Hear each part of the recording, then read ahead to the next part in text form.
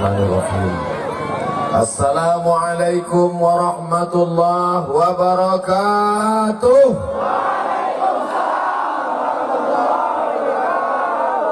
Bersyukur kepada Allah dengan mengucapkan Alhamdulillahi Rabbil Alamin.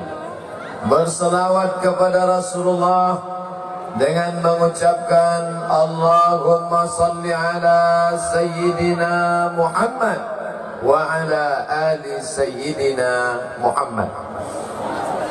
Mendengar nama Universitas Al-Malikul Saleh, maka bagi saya pribadi ini datang seperti mau jumpa fans yang lama dirindukan. Ketika saya berumur belasan tahun, tidak ingat berapa belas, ada orang ngasih saya buku, penulisnya dari Pontianak, Kalimantan, cerita tentang Islam di Indonesia. Bang. Ada seorang laki-laki bernama Meraselu. Lalu kemudian satu malam datanglah seorang berjubah, bersorban, lalu kemudian meludah di mulut Meraselu. Lalu seketika bangun, Meraselu sudah bisa membaca Al-Quran, dan kemudian namanya berubah menjadi Al-Malikus Saleh. Al-Malik artinya raja, Saleh raja yang saleh. Tapi karena orang kita payah menyebut Al-Malikus Saleh, lalu disebut siapa dia? Malikul Saleh. Itulah raja Samudra Pasai pertama, dan anak cucu keturunannya itulah sampai kepada Sultan Iskandar Muda. Lalu kemudian Sultan Iskandar Muda pergi menuju kerajaan Malaka sebagai seorang penguasa yang besar. Raja Samudra Pasai Aceh menuju Malaka, berhenti di sebuah tanjung yang ada balai-balainya. Lalu kemudian di sana menikah dengan seorang perempuan bernama Siti Selendang Ungu. Hasil pernikahan itu lahirlah anak laki bernama Abdul Jalil, yang kemudian bergelar Sultan Abdul Jalil, menjadi Sultan Kerajaan Melayu Asahan yang pertama, dan sekarang menjadi Kabupaten Asahan, ibu kotanya Tanjung Balai Asahan, Provinsi Sumatera Utara. Jadi hubungan yang amat sangat erat dan dekat antara Aceh dan Kerajaan Melayu. Dan hari ini saya diberitahu akan berziarah ke makam orang yang lama saya nantikan, ingin bertemu, berjumpa, walaupun tidak nampak jasadnya, paling tidak dapat saya berziarah di atas makamnya, selesai dari tausiah di depan Bapak Ibu sekalian. Kedatangan saya ini silaturahim kepada yang hidup, silaturahim kepada yang sudah lama meninggal dunia, silaturahim kepada yang lama meninggal. Raja yang baik, raja yang saleh, Al-Malikus Saleh, Malikul Saleh, yang namanya hari ini diabadikan menjadi Universitas Malikus Saleh, The Blessing University. Saya baca aja, artinya tak tahu. Menyambung silaturahim kepada yang hidup, kepada Bapak Rektor, kepada Bapak Dekan, kepada seluruh Civitas Akademika Universitas Malikus Saleh, kepada Bapak Danrem, kepada Bapak Dandim, kepada Bapak Direktur, Ketua Kepala Bank Indonesia Aceh, hadirin hadirat alim ulama, cerdik pandai, tuan-tuan guru, yang besar tak dihimbau gelar, yang kecil tak disebut nama. InsyaAllah kita semua dimuliakan Allah Subhanahu wa ta'ala. Amin ya rabbal alamin.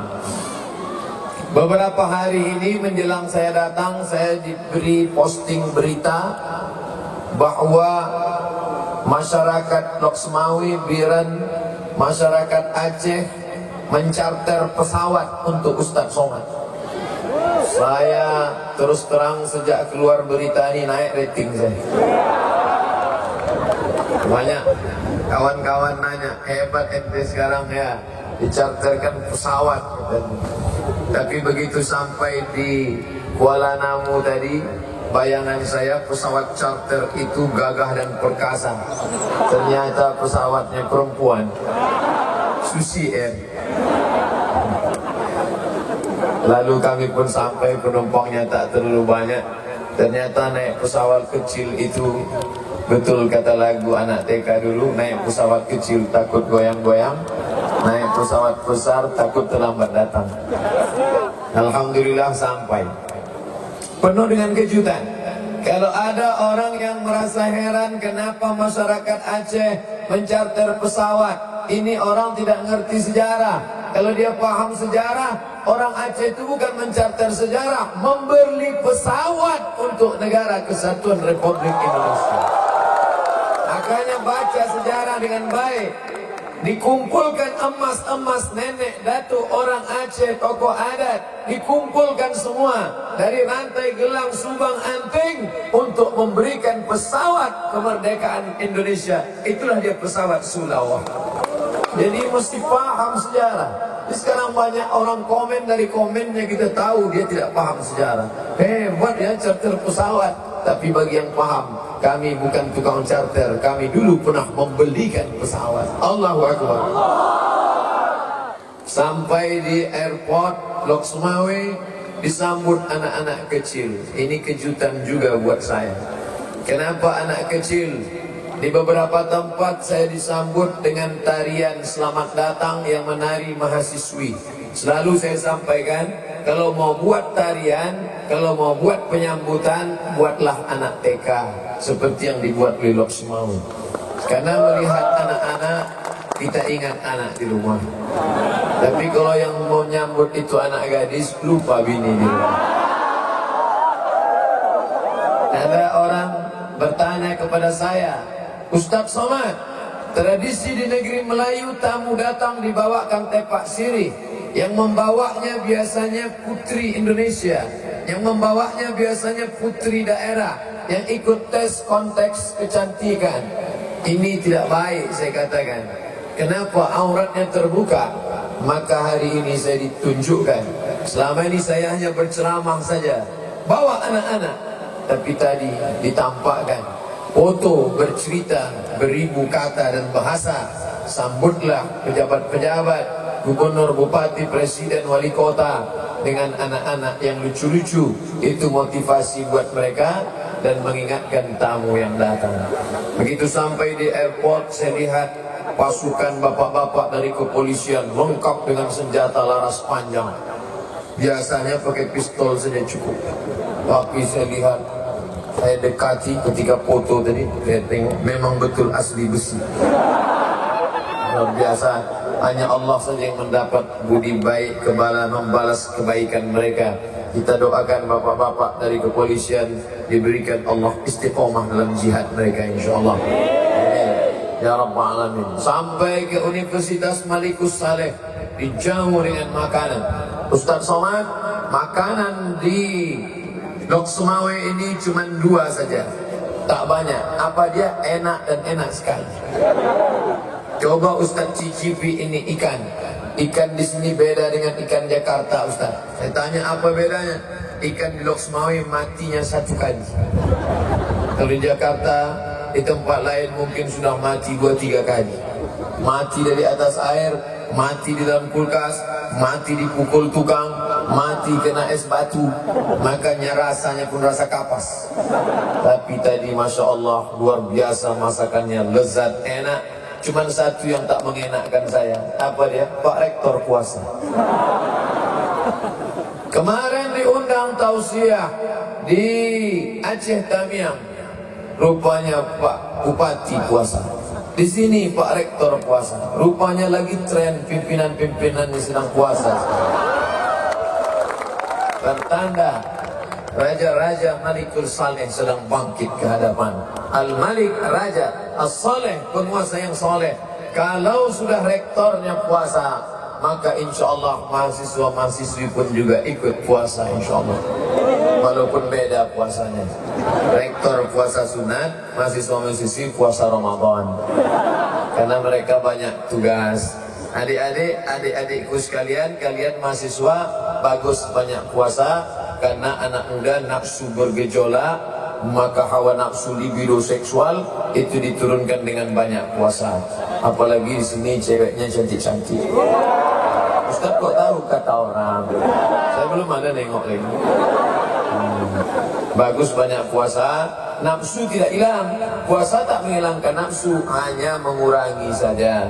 Kalau kalian puasa, datang nanti kawan ngajak buat dosa, bro, tengok tuh ada cewek cantik.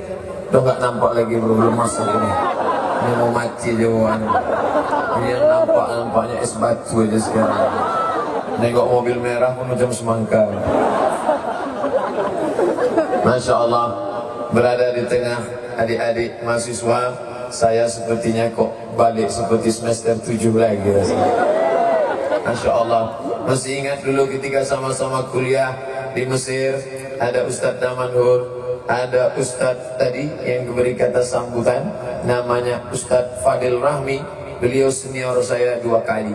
Yang pertama senior di Darul Arafah Medan, yang kedua senior di Al-Azhar, sekarang senior lagi di Aceh. Dan kenapa begitu? Beliau lebih dulu memberikan kata sambutan. Senior artinya kakak tingkat, bukan senior yang satu lagi. Ada juga senior tak baik, senang istri orang.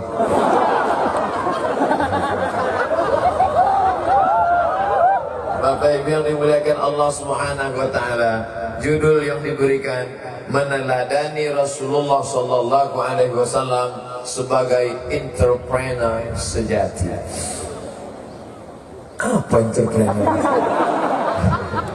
Entrepreneur orang yang punya bakat mengembangkan dedikasi diri untuk bisa membangun diri sendiri tanpa harus minta kepada orang tua, tanpa harus minta kepada negara, bisa memenuhi kebutuhannya, mengembangkan apa yang ada di sekitarnya. Begitu dia nampak panas, ini nampaknya kalau nyewakan payung bisa juga. Itu entrepreneur. Oleh sebab itu maka apa yang ada, apa yang bisa, apa yang mampu, ini kita kembangkan. Siapakah entrepreneur paling utama? Tak lain tak bukan adalah Muhammad sallallahu alaihi wasallam. Kalau ada orang kaya karena bapaknya kaya, biasa. Kalau ada orang pejabat karena bapaknya dulu juga mantan pejabat, biasa. Tapi Muhammad sallallahu alaihi wasallam, dia lahir dalam keadaan yatim, dari zero, dari nol. Tapi justru itu yang dikatakan orang sekarang, from zero to hero. Dari nol menjadi tokoh utama. Itulah mengapa seorang laki-laki bernama Michael H. Hart menempatkan dia dalam 100 ranking influential person in history. Sejak makan rotinya agak lancar bahasa Inggris. 100 ranking, 100 tokoh influential person, manusia paling berpengaruh in history, dalam sejarah. Macam-macam ada. Jesus Christ ada, The Moses ada, Socrates ada, Aristoteles ada, Abraham Lincoln ada. Tapi yang dibuatnya first, nomor 1, Muhammad sallallahu alaihi wasallam. Kenapa? King Solomon hebat. Kenapa dia hebat? Karena bapaknya juga seorang king bernama King David. King David punya anak namanya King Solomon. Orang kita menyebut Sulaiman. Sampai ke Yogyakarta, Sleman. Raja dia, hebat. Tapi bapaknya juga raja. Tidak ada yang mengherankan. Musa, the Moses, hebat. Tapi dia juga dibesarkan di kerajaan. Siapa dia? Dia anak angkat Fir'aun. Namanya Musa. Bapaknya orang hebat di dunia yang membangun piramid Mesir, Fir'aun. Sampai sekarang tak terpecahkan bagaimana cara membangun batu-batu besar. Hampir sebesar inilah batunya. Katanya beratnya satu batu bata piramid 2 ton. Belum pernah ditimbang, dia agak-agak aja. Mau masuk ke dalam piramid mesti menunduk, harus menunduk. Hebatnya Fir'aun, sampai matinya pun orang harus menunduk ke makamnya. Kenapa? karena pintunya dibuat 1 meter lebih. Jadi ke orang yang tinggi harus menunduk. Saya tak mau menunduk. Gimana caranya biar masuk tak menunduk? Mungkin ke belakang. Bapak Ibu kalau mau buat rumah setiap tamu menunduk, walaupun gubernur, walaupun presiden, walaupun menteri tetap menunduk. Buatlah rumah yang tingginya pintunya 1 meter aja. Insya Allah 2 kemungkinan. Kalau tamu tetap menunduk, benjol keningnya. Hebat, bisa simetris, bangunan tinggi. Bahkan ada satu piramid yang hanya matahari masuk ke dalam 1 tahun sekali saja, terang benderang pada tanggal tertentu. Hebat. Tapi pada akhirnya mati dan tinggallah Musa sebagai anak angkatnya. Ini orang hebat. Tapi Muhammad sallallahu alaihi wasallam from zero, anak yatim, meninggal ayahnya ketika dia 2 bulan dalam kandungan, dibesarkan oleh datuknya. Tak lama sesudah itu datuk pun meninggal, dibesarkan oleh pamannya. Akhirnya dia adalah menjadi entrepreneur sejati. Pertemuannya dengan Khadijah bukan saat tabligh akbar. Pertemuan Muhammad dengan Khadijah bukan saat kunjungan luar kota, tapi pertemuannya dalam rangka entrepreneurship, yaitu barang-barang dagangan Khadijah dibawa oleh Sayyidina Muhammad sallallahu alaihi wasallam dan barang-barang itu laku. Maka Khadijah tertarik, belum pernah barang sebanyak laku sebanyak ini. Akhirnya dia tahu ini orang baik, maka dia utarakan hasrat hatinya, mengutus seorang laki-laki, mau tidak menerima saya. Inilah dalil perempuan boleh menyatakan keinginannya kalau dia suka sama laki-laki, tapi laki-laki yang amanah. Kalau tidak amanah nanti di-update-nya di Facebook. Si Anu kenal, yang nembak aku kemarin kan. Nah, oleh sebab itu, ketika dia dibawa oleh pamannya, bernaung di bawah sebuah gereja tua, keluar pendeta dari dalam bernama Bahira. Bahira bertanya, "Man hadha?" Ini siapa?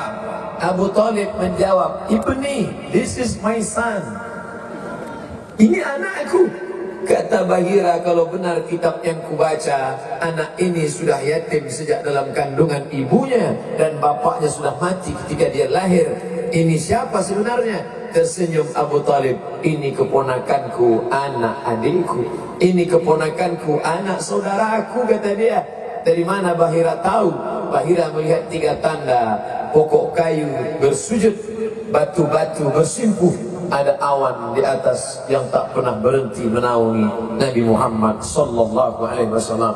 Perjalanan itu dalam perjalanan dagang, bisnis, entrepreneurship, sampai akhirnya dia menikahi Khadijah dengan mahar ishruna bakarah, 20 ekor onta. 1 ekor onta paling murah sekarang 35 juta. Itu pun onta-onta yang bekudis. 35 juta kali 20 ekor sama dengan 700 juta. Saya tidak tanya ke adik-adik, saya paham, panas, kurang cairan, dehidrasi, nggak bisa ngitung. Walaupun dari fakultas ekonomi. 35 juta kali 20 ekor, 700 juta. Itulah mahar pernikahan Nabi Muhammad dengan Khadijah. Diabadikan dalam kitab Ar-Rahiq Al-Maktum.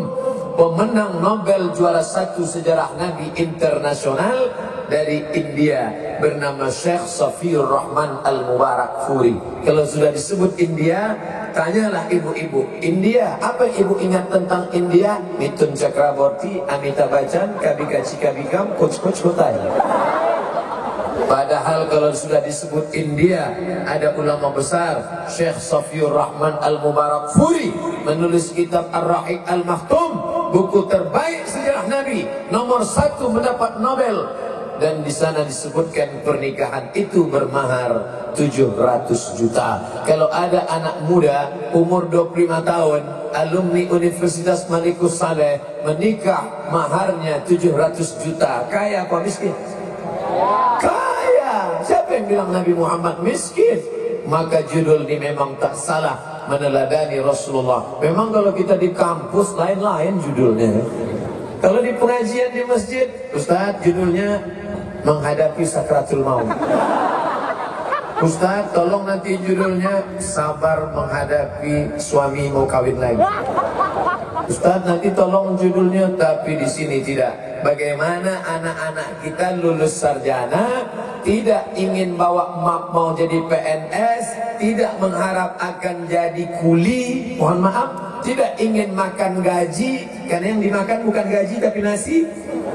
Tapi dia menjadi entrepreneur, menekuni bidang entrepreneurship, dan itu sudah dimulai oleh Nabi kita Muhammad sallallahu alaihi wasallam. Dari bentuk gaya bakatnya, adik-adik mahasiswa-mahasiswi insya Allah menjadi para entrepreneur handal di masa akan datang, insya Allah. Amin ya rabbal alamin. Nah, Nabi Muhammad itu entrepreneur, sampai menikahnya pun maharnya luar biasa. Lalu yang miskin itu siapa? Umat Muhammad.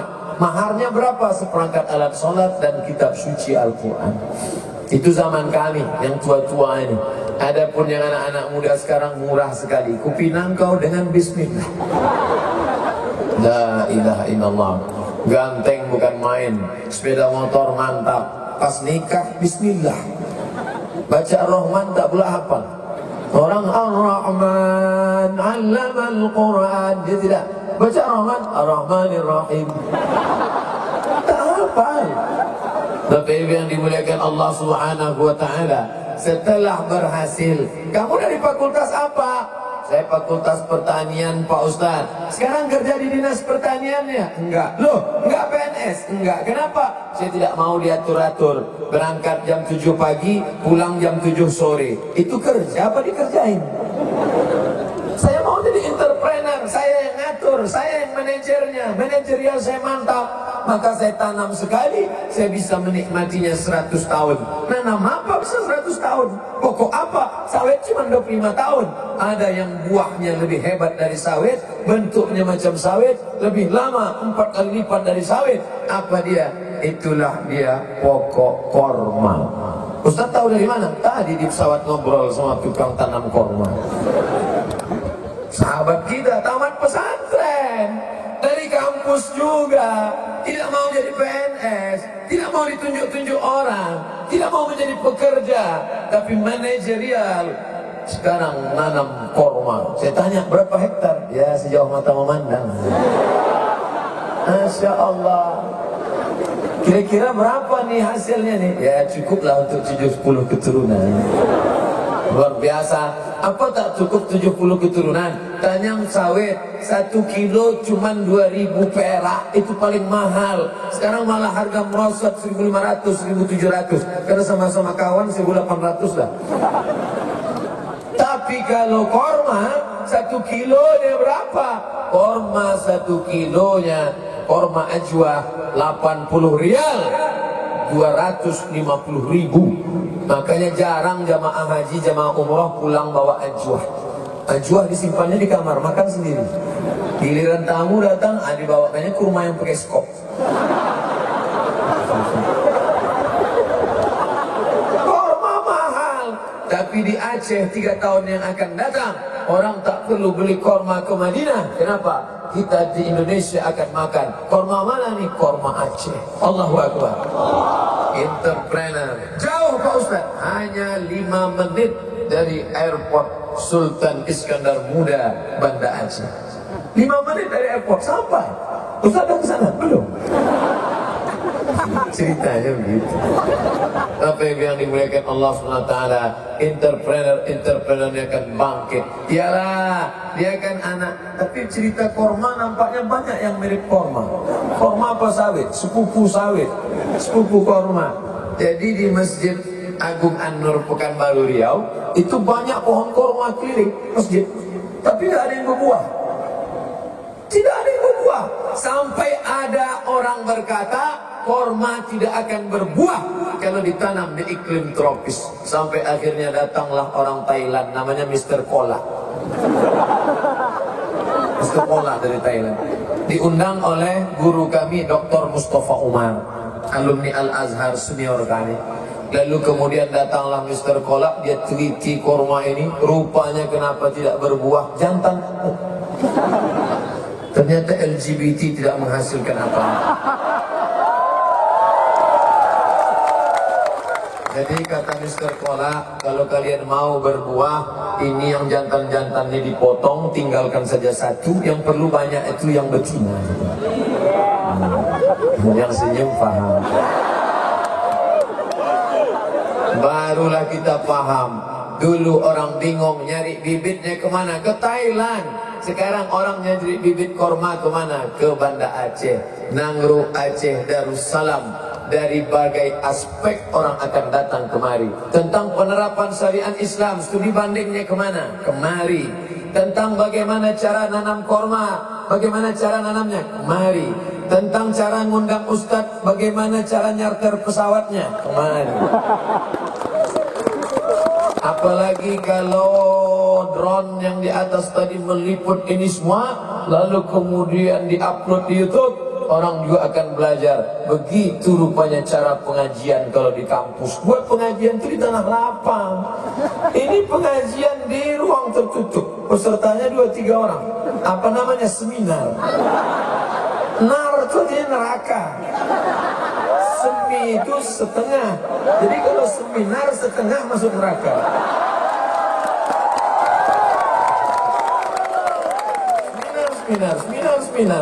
Seminar. Ngomong ngalor ngidul tak tentu arah. Saya datang seminar ke hotel bintang 5, sejuk, saking sejuknya beku di dalam. Ngobrol lah itu narasumber ngomong, Profesor Anu dari Malaysia. Setelah dia ngomong, kawan saya nanya, Mat, ya, paham kau apa kata dia? Tidak. Kenapa kau ngangguk aja, apa salahnya sih? Kata kawan saya, kenapa kita tak paham ya? Gara-gara kita tak paham, itulah maka dia profesor.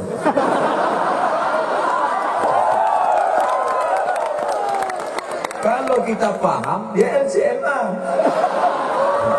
Mohon maaf Pak Profesor. Biasa orang kalau puasa tak tersinggung. Apa yang dimuliakan Allah? Ada sekarang orang ngomong ngalor ngidul tak tentu arah. Tak apa-apa aja kata dia. Nah sekarang tidak, berkumpul adik-adik mahasiswa, Masya Allah, yang di bawah tenda berpahala, yang jauh di sana berpahala karena suara jelas, yang di bawah pokok kayu berpahala. Tapi tentu tak sama antara yang berkeringat dengan yang tak berkeringat.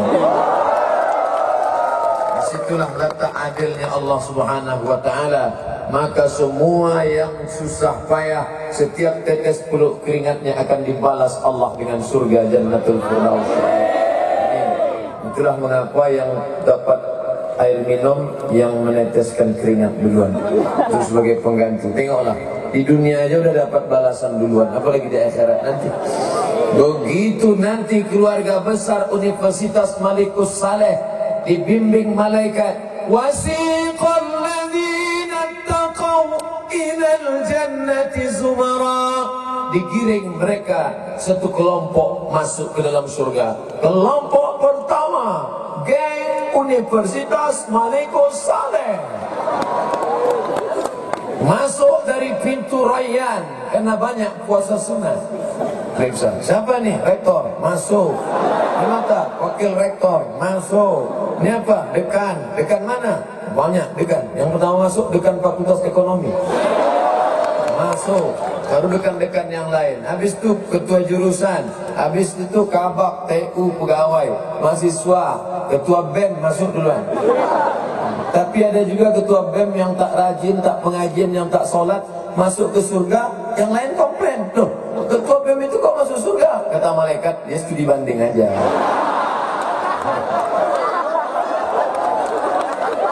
Masuk semua.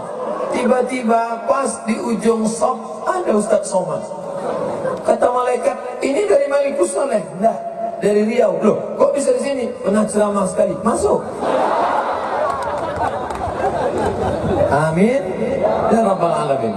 Dapat ucapan salam dari Allah, salamun qawlan min Rabbir Rahim. Syaratnya pertama syahadat. Tak usah diajari orang Aceh bersyahadat. Kalau sudah disebut Aceh pasti Islam. Asal sebut Aceh pasti Islam. Kami Melayu Riau, kalau disebut Melayu masih ada yang tak Islam. Suku Akit, suku Talang Mama, suku Laut, suku Talang Perigi, itu masih ada yang belum Islam. Tapi kalau sudah disebut Aceh, tak ada orang Aceh yang tak Islam. Begitulah hebatnya, nama-nama berubah semua, turun dari atas Sumatera Aceh, turun ke bawah Melayu Langkat, turun ke bawah Melayu Deli, turun ke bawah Melayu Serdang, turun ke bawah Melayu Asahan, turun ke bawah, itulah kampung halaman kami, Melayu Riau, Siak, Seri, Indrapura. Tapi Islam ini semua datang dari Aceh, jauh sebelum Wali Songo, jauh sebelum yang lain Islam. Aceh dulu. Kenapa? Karena orang datang dari Jazirah Arab, dari Gujarat, India. Mereka tidak melalui jalan darat, tapi melalui jalur laut langsung ke pantai Aceh, Samudra Pasai. Dan ketika datang orang Maroko kemari, laki-laki itu seorang eksplorer internasional bernama Ibnu Battuta. Ibnu Battuta menulis dalam kisah Rihlah Ibnu Battuta, 2 jilid, 2 juz. Aku melihat Raja Aceh memakai jubah, ulama-ulama dihormati, mereka memakai jubah putih dan hijau, memakai sorban, menjamuan makan, lengkap ceritanya. Bacalah tentang petualangan Ibnu Battuta, sudah diterjemahkan ke bahasa Indonesia, cari di toko buku terdekat, harga saya tak tahu berapa. Halaka mur'un lam ya'rif qadrahu. Celaka orang yang tak tahu siapa jati dirinya. Mengajari orang Aceh bersyahadat sama dengan mengajari itik berenang menggarami air laut. Maka saya kemari tidak berceramah, tapi hanya cerita-cerita saja. Kalau ceramah, kualat saya menceramahi orang Aceh. Lebih dulu nenek moyang mereka Islam, nenek moyang orang Aceh sudah bersyahadat. Nenek moyang saya masih menyembah pokok kayu, lembu, batu, hantu. Sekarang saya pula datang mau menceramahi. Na'udzubillah, saya hanya sedang bercerita. Pertama syahadat, yang kedua salat. Orang Aceh tak perlu diajari salat. Sedang pengajian di tengah panas terik, tidak berlantai, tidak beratap, begini ramainya. Apalagi di masjid. Allahu Akbar. Di masjid berlantai, beratap, ber-AC, tentu tidur semua. Tertulis di dinding, dilarang tidur di masjid, no sleeping. Jangan tidur. Sudahlah tidur di masjid, telungkup pula. Tumpahlah air liur basi ke sajadah. Nanti orang mau sujud berdoa Allahu Akbar, lain bau. Tahannya nafas. Imam pula lama berdoa. Begitu bangkit pitam langsung. Maka jangan tidur di masjid. Kalaupun mau tidur telentang supaya air liur tak tumpah. Saya Pak Ustadz telentang pun ngences juga. La ilah, kau beli Pampers.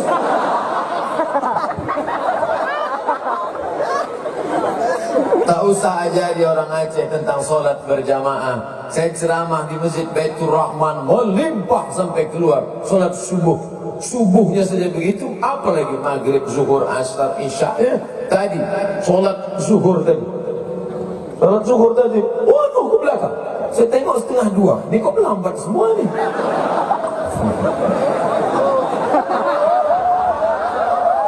Karena sibuk panitia itu mas. Ustadz ini lain ceramahnya sekali. Nah, tak ada sindir-menyindir. Saya tak pandai sindir-menyindir. Saya pernah di request pengurus masjid, tolong Ustadz sindirkan. Ini ada orang bersedekah, duitnya dimintanya balik. Kami udah ngutang cat semen, payah kami bayar. Oke lah. Siapa yang bersedekah ke masjid, dimintanya lagi uangnya. Kalkal bin ladzi ya'udu ila qai'ihi, seperti anjing yang menjilat muntahnya kembali. Selesai ceramah, mohon maaf Pak, yang disindir itu tak datang. Awak dah habis-habis suara. Oh, mungkin tak datang. Sejak itu tak mau saya. Ambil kusan-kusan lagi, kalau mau tembak 12 pas, mana orangnya? Tak main kan langsung. Masalah syahadat jangan ajari orang Aceh. Masalah sholat berjamaah jangan ajari orang Aceh. Tadi semua ini sholat subuh berjamaah. Amin. Dari amin ini tak yakin. Man shalla subha, siapa yang sholat subuh berjamaah, faka'annama shallal laila kullah, dapat pahala seperti sholat sepanjang malam. Wa man nama, siapa yang tertidur, walam yusalli, tak sembahyang subuh, malas syaitanu fi udhunih, kencing setan di telinganya. Siapa yang sholat tidak sholat subuh, kencing setan di telinganya, tapi setan Allah masih sayang sama manusia. Dah dapat surat tilang. Baru yang dibahas syahadat, sholat, zakat yang paling penting. Karena dari entrepreneur itu dapatlah zakat, bukan zakar. Oh maaf, ini tak salah. Zakat. Maka bagi siapa yang berpenghasilan 85 gram emas setahun, kena zakat 2,5%. 85 gram kali 500.000, 42.500.000. Bagi 12 bulan, setiap bulannya 3,6. Saya tidak katakan gaji, karena yang dihitung bukan gaji, tapi semua. Uang gaji, uang tunjangan, uang sipak, uang sundul, uang sikut. Itu semua ditotal. Berapa kamu dapat bulan nih? 4 juta. 4 juta, setiap 1 juta 25.000, 25.000, 25.000, 25.000. Keluarkan 100.000. Berapa kamu dapat? 10 juta, 250.000. Kamu dapat berapa? 100 juta. Keluarkan 2,5 juta. Ini saya husnuzan, semuanya insya Allah dapat 100 juta. Amin. Keluarkan 2,5 juta. Masalah duit tak bisa tengok muka. Ada hitam, pesek, pendek, buruk, duit banyak. Ada ganteng, putih, buka dompet 2.000 perak. 100 juta, keluarkan 2,5%. Aceh pun tak perlu diajari tentang zakat. Waktu saya ceramah di Aceh Barat, mau labuh, saya dari Riau, satu kabupaten kami, namanya Siak Seri Indrapura. Zakatnya tahun 2015 sebanyak 10 miliar. Selesai ceramah, pas makan datang Basnas. Berapa tadi Ustaz Somad? 10 Pak, kami 15 gitu. Terbodoh saya. Dalam hati saya, Mat, akan datang tanya dulu. Itu maka saya tak berani ceramah tentang zakat di Universitas Malikus Saleh. Sempat saya katakan, kami di Riau mendapat zakat 10M. Rupanya di Malikus Saleh 12M. Malu kita. Tapi tengok gayanya tak sampai. Makanya bayarlah zakat. Yang sudah membayar lanjutkan. Ini negeri Islam, dikenal dengan kerajaan Islam. Ulama-ulama datangnya dari sini. Taqabbalallahu minkum minna wa minkum taqabbal ya karim. Terima kasih, mohon maaf. Wassalamualaikum warahmatullahi